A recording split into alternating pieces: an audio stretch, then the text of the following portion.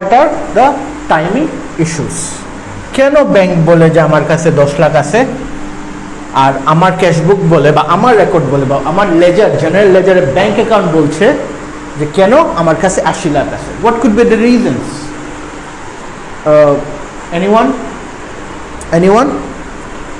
Number one, কিছু জিনিস ক্যাশবুকে আসে যেটা ব্যাংক স্টেটমেন্টে নাই, আর কিছু জিনিস ট্রানজ্যাকশন ব্যাংক স্টেটমেন্টে থাকতে পারে যেটা ক্যাশবুকে থাকতে পারে না।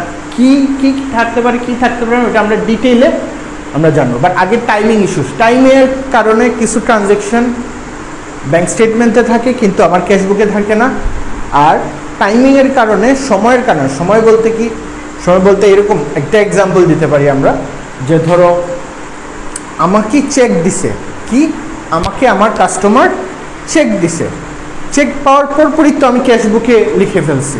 Cashbook book of original entry না, সোর্স ডকুমেন্ট কি চেক না? হ্যাঁ, তো চেক পাওয়ার পরই তো আমি original book of original entry ক্যাশবুকে এন্ট্রি দিয়ে দেবো। ডেবিট সাইডে দেবো, ক্রেডিট সাইডে দেবো? ডেবিট সাইডে দিব না? হ্যাঁ, ডেবিট সাইডে দেবো। তো ডেবিট সাইডে আমরা ক্যাশবুকে এন্ট্রি দিলাম অমুকের নাম, কাস্টমারের নাম, ইয়ের নাম, বাট চেক তো আমার পকেটেই আছে। ওই দিনই কি আমি ব্যাংকে গেছি? জরুরি না, যাইতেও পারি, নাও যেতে পারি।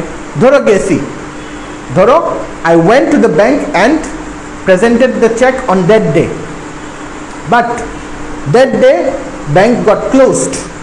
I got the check from my customer, very good, I recorded it in my cash book, but when I went to the bank to present the check or to get the money, the bank says we're closed.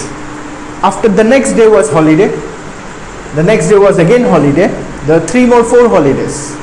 So what happens? আমার ক্যাশবুকে দেখাবে যে আমার customer থেকে আমি টাকা পাইছি, ধরো 80,000 টাকা আমি পাইছি, ডেবিট সাইডে আমার ক্যাশবুক ব্যালেন্স দেখাবে না, বাট ব্যাংক স্টেটমেন্টে কি এই 80,000 টাকাটা কি আছে?